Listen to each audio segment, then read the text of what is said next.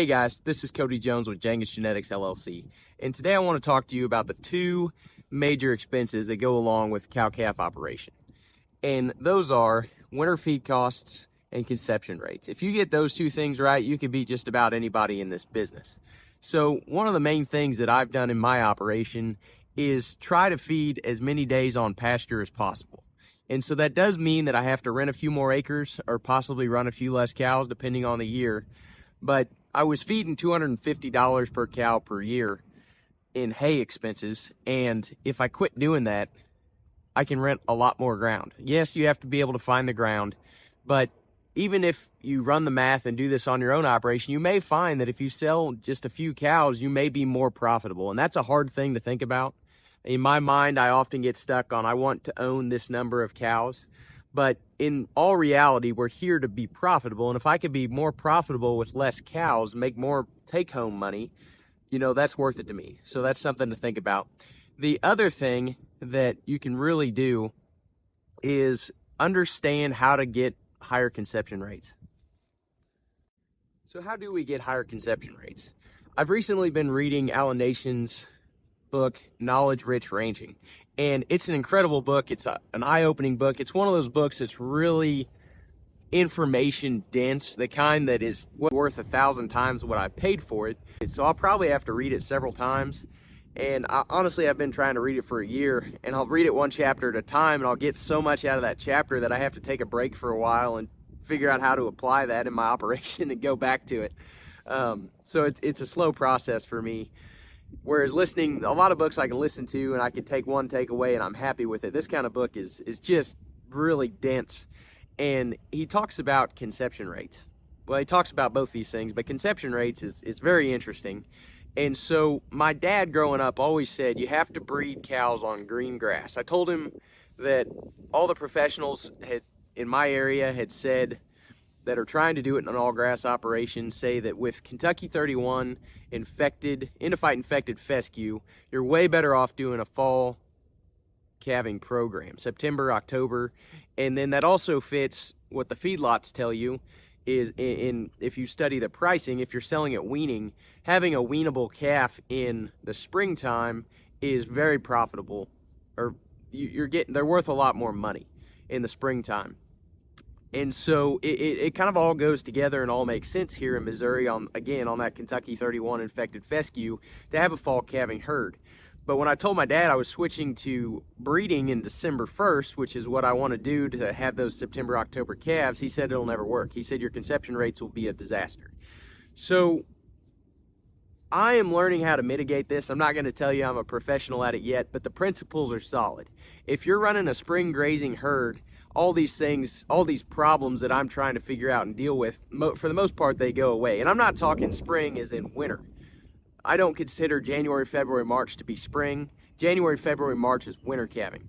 I'm talking May, end of April, May, June, not summer calving, July and August, but, calving on green grass solves a lot of these problems. And so the way that nature does this, I have to figure out how to mimic this in my fall calving herd, but the way that nature does it is it takes if you drop a calf, and I watch the deer, but we don't have bison here anymore, we don't have elk, we don't have a lot of large ruminants, so I have to see what I got to see what nature's doing as close as possible. Most of our deer dropping their fawns in June, and so I'm running black cows. These cows are a lot bigger than deer, obviously. They're not deer. So how do I mimic that and maximize my profitability? Because I do have a spring cow herd too. I just have more health problems in the spring is one of the big reasons I've moved to fall. And I attributed a lot of that to the fescue, that endophyte infected fescue, and also just a lot of spring rains. I noticed that my cows, they're lazy. They're like people. They'll sit there and they'll drink out of a mud puddle they've just pooped in, versus walking 10 foot over to a clean, fresh water tank. And so I think that as my grazing gets better, things get better. And as I get more of this, the creeks and the ditches fenced off, that helps. But I still notice that I do a little bit better job health-wise in the fall. And this is all a learning experience for me. But running these black cattle, I have an advantage in the fall too. They're a little bit warmer. And they put on weight really well September, October, November, and then carry that into December too. So I think that helps a little bit, but I'm jumping off track here. So in nature, what I've seen and what most people will tell you for most areas is calve when the green grass comes, or have your lambs or goats or whatever, have your animals give birth, your livestock give birth when the green grass is coming, maybe even a cycle or two after it starts. That way they've got enough, so you go through the winter, and in nature you're going to take some of the fat reserves from the fall and you're going to utilize those, and so your cows may lose some weight going through the winter. And that shouldn't stress you out. That's a very natural thing. You know, losing like one body condition, so a body condition would be about 100 pounds going through the winter, is not the end all be all of all things. You don't have to feed, you know, you don't want them to lose much more than that. You don't want your animals to suffer, obviously. If you didn't have them in the right body condition of 6 or 7 going into winter, these animals will suffer, and you're going to suffer conception rate issues. So I don't want to give you one piece of this pie and then have you run into a train wreck because you weren't seeing the whole picture. And I'm trying to explain all that in a short video. And so follow along, and I'll try to help get through that. But if you have questions, there's a lot of things I'm sure that I've missed, other things to think about.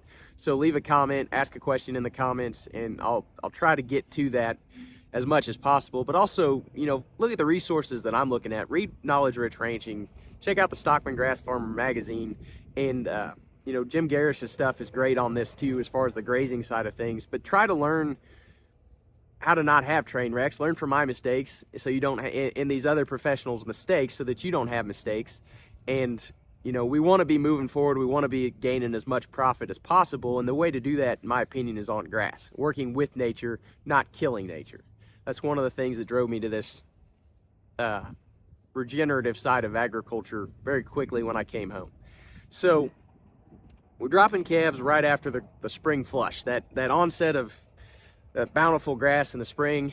You know, the grass has been sitting here all winter. If we're doing it right and we've left a little grass, it's going to just go bonkers in the springtime. In Missouri, we probably don't have enough cattle to graze it all off and maintain it properly, honestly, unless we have an adaptive grazing where we're bringing in other animals, or, you know, we've got a yearling program and those kinds of things to help hog off the grass. A lot of people end up mowing it. And so calving in sync with nature will help with that, because your cow needs actually increase up to 60%. Your nutritional needs around calving a month before, 2 months, 3 months afterwards, your cow is going to increase at least 40 to 50%, sometimes up to 60%, depending on how much they milk. And so they're going to hog off a lot more of that spring flush than they would, you know, that's going to save you a lot of money and a lot of resources versus calving in January, February, March. So it also helps on the bottom line there.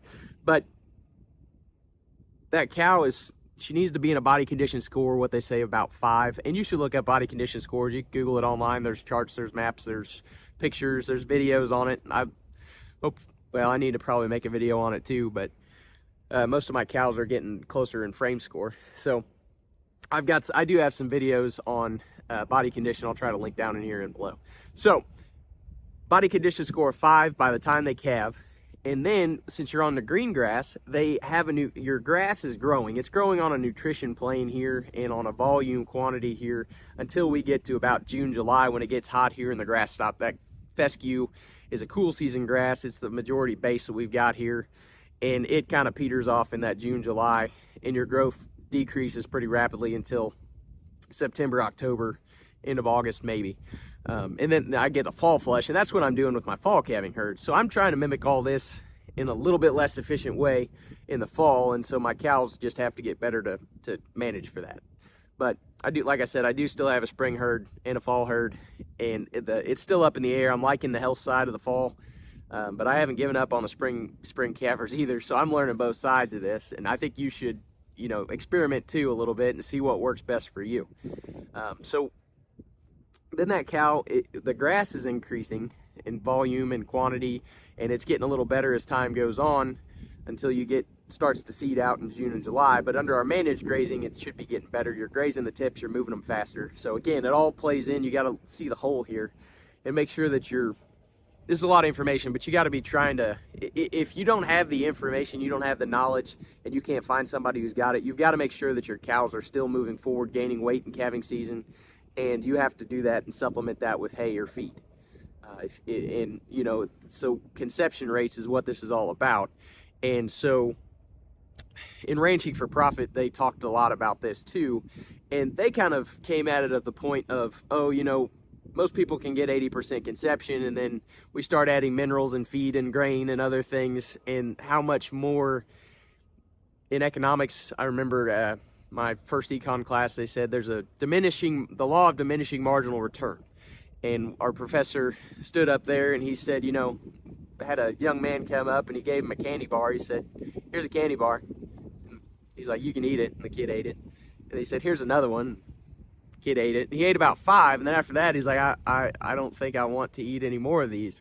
And so that's the law of diminishing marginal return. How do you we want to optimize, not maximize. That's a big thing Ranching for Profit says. And I think that is genius. So we want to build. If I give you a dollar bill, I can only throw so many dollar bills at this before I hit my full mark. And then after I'm full of Snickers, I don't want any more. The more dollar bills or the more Snickers I throw at you doesn't matter. It's not going to help. And so if you could do a few things to get over that 70 to 80% conception rate, and you keep going up compared to the value that you're putting in, that's awesome. So if you add better mineral, you know, if you flush them a little bit and keep some grain, some cubes, whatever you're doing, I would, in a grass situation, we'll be moving faster. We'll be, you know, just making sure that those cows are on the highest quality plane of nutrition possible. Daily moves, more often in a day moves, if you have the manpower and the labor in the springtime, is the way to do it with grass. Keep that forage going through them in an efficient manner as possible. And keep those cows on an increasing plane of nutrition, keep them growing, keep them gaining. And Allen Nation says that this is the most important thing you can do for your conception rates, is to kind of hold those cows back, which we do naturally with winter, until, you know, about a month before they drop calves, because you really don't want your cows to be super fat when they're calving. It causes a lot of internal issues. They build up internal fat. They can have problems calving, dystocia problems. They get too much fat in them and they can't flip those calves around. Then you have to pull calves. We don't want that for sure. The more nutrition you're giving a cow, the bigger the calf's going to get. I run into that. If I'm January calving for some accidental reason, my cows eat more. They're trying to build that calf body size so that it can survive the harsher weather, and I, you know, end up having calving problems. The same cow in August or in May, June, gonna throw a 50-pound calf, may throw an 80-pound calf for some fluke reason in January, heifers even. And so I don't know the science behind that. I'm just a farmer. You know, I enjoy science and I enjoy the research. So, you know, if you're doing research on this, reach out to me. I'd love to share your findings on this video or on this YouTube channel, because I enjoy the information as far as it's practical. We're always looking to optimize, not maximize. Maximum profit, optimum performance is kind of what I think is how they explain it in Ranching for Profit, and that just makes sense to me. But so we want to do everything we can, and Allen Nation says those 3 months, those especially, we want to get them up, and we want to kind of maintain them until calving, or right before calving, and then we want to give them as much as we possibly can until the end of breeding season. So if you look at nature, we have those cows in a body condition score of 5 by the time they're calving. We're calving on green grass, and so nature, a cow's got a year to get bred to have that next calf. So let's break this down in months is how I'm going to think about it. So if you're calving in, let's say, May, you don't get bred back so you're probably getting bred back May, June, July. So you're looking at getting bred back in July. It's kind of optimal. So you want to push the feed through July and then August. Those cows need to be gaining weight. They need to be doing everything right. And it's hard to do those things, especially if you don't have the right kind of cattle, or you're not providing, you know, extra energy through grain and expensive supplements. That's why you got to get your cows right, because it's hard for those cows to have, especially the heavy milking cows, the large frame cows. It's hard for them to do all these things correctly and then get conception rates right.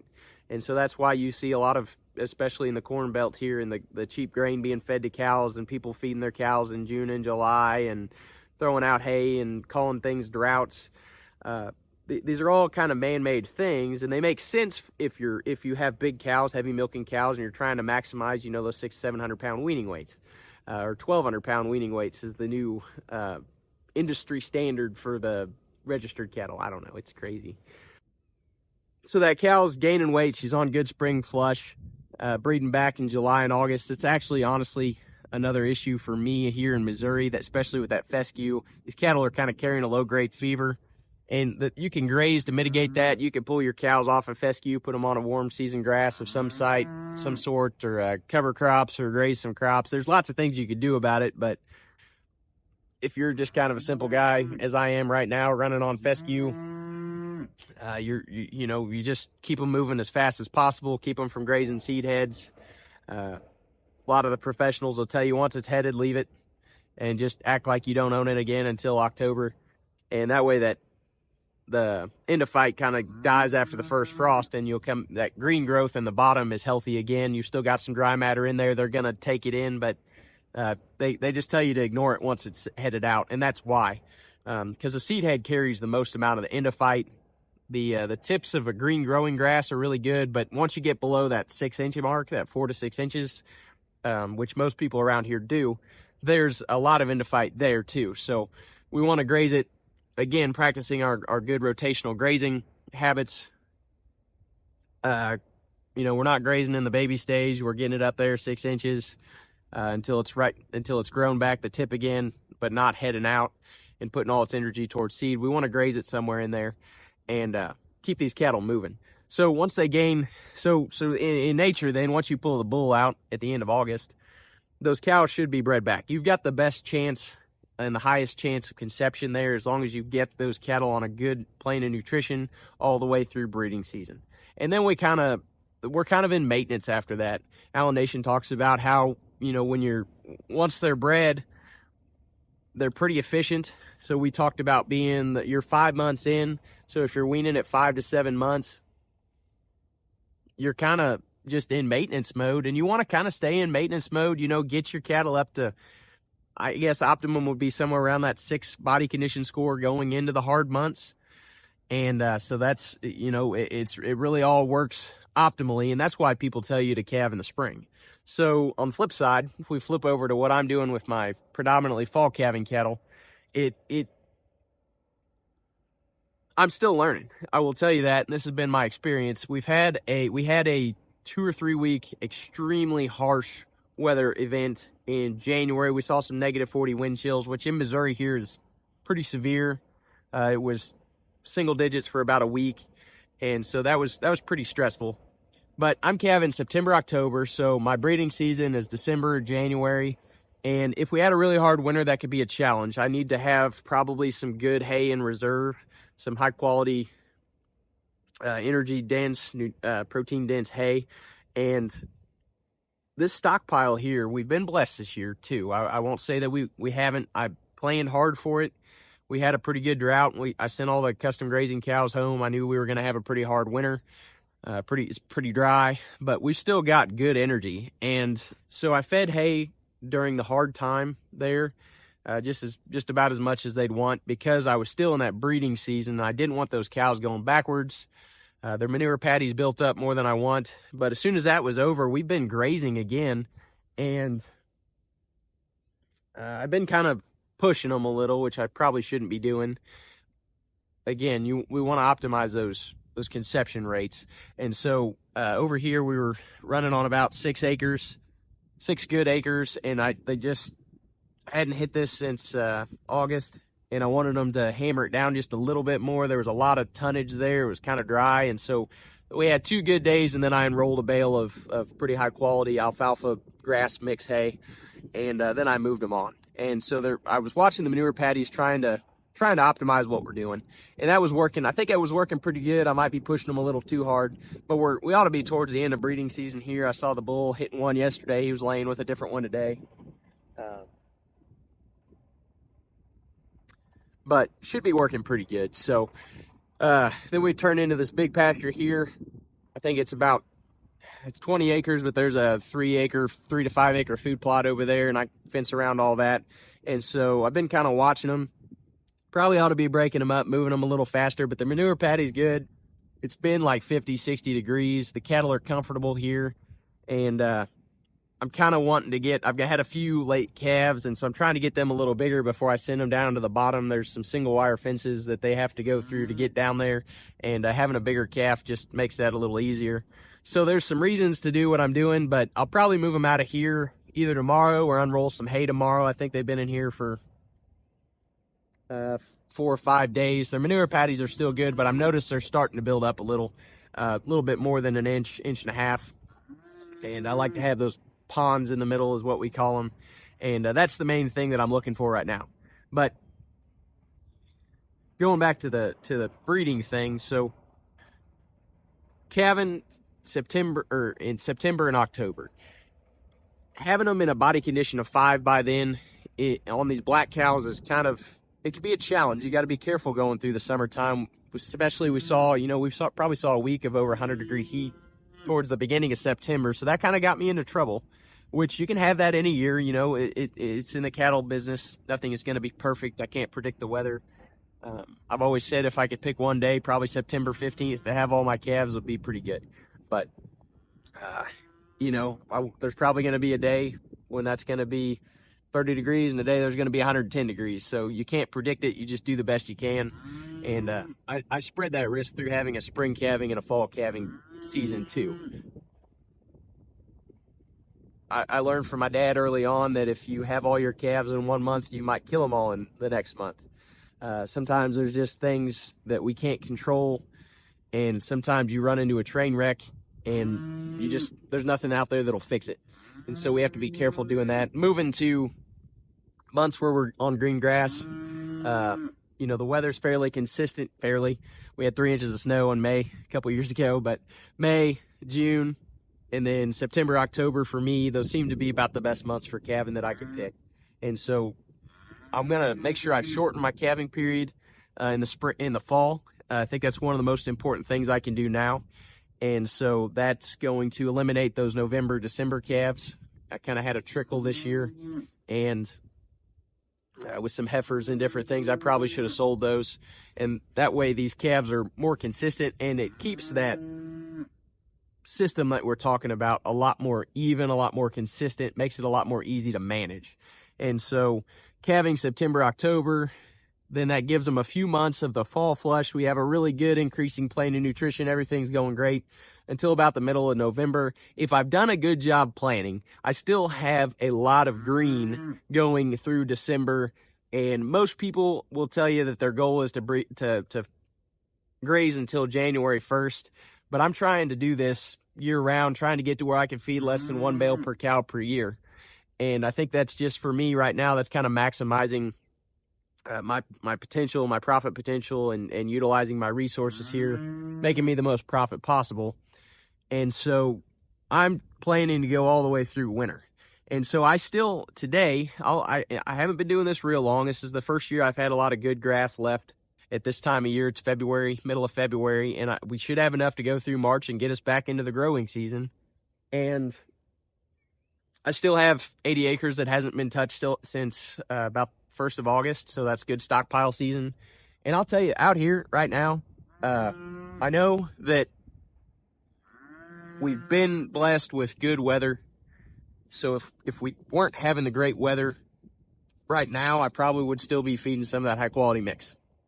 I don't think for me in this fall grazing system that during the breeding season is the time to be skimpy, but January's over. And these cows should, for the most part, be on a maintenance ration. I'm getting ready to pull the bulls out. And I had good green all the way through January. Now, and if I'd already grazed all this once, I still think we'd be okay with the system that is working.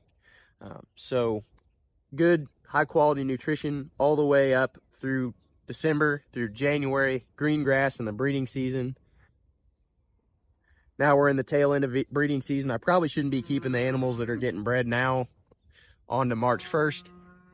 It wouldn't hurt me to pull the bull earlier. I just hate managing more groups than I have to. And so I'll wean these Normally I have a bunch that I'll wean, I'll pull in my bull, but this year I think I already weaned all those calves, so we'll pull in the bulls. I'm going to put this bull in with my little bull, maybe a couple of cows that are not doing very good or something like that, so they have a herd and a group. I've shot some videos about managing bulls out of season. I don't like to leave them by themselves. They need to have a herd of 6 or more, ideally. Just it keeps them more comfortable. Otherwise, they get stressed out. They want to be with their cows, and so if I could bring them in with a group of animals they've seen before, it keeps them a lot more comfortable. Keeps my risk on those those highly expensive animals down. So then we're just maintaining until we get back in to the fall flush again. And so that's, to me, as similar as I can get it, still matching my Kentucky 31 fescue environment with what nature would be doing. So I'm not telling you should fall calve, you should spring calve. I do both. You got to figure out what works for you in your area. If I wasn't doing this on Kentucky 31 or I had some other options, I might be doing different things. But especially right now while I'm young, I'm using the rental farms that I've got, the leases that I've got. I've been in trying to maximize those as I grow and I get some more profit and want to expand and experiment a little bit. I may do some cover crops and, plant some warm season grasses and do those different things. And I think you should, if you have the ability, experiment, question, and utilize the resources that you've got. But for right now, I'm on fescue.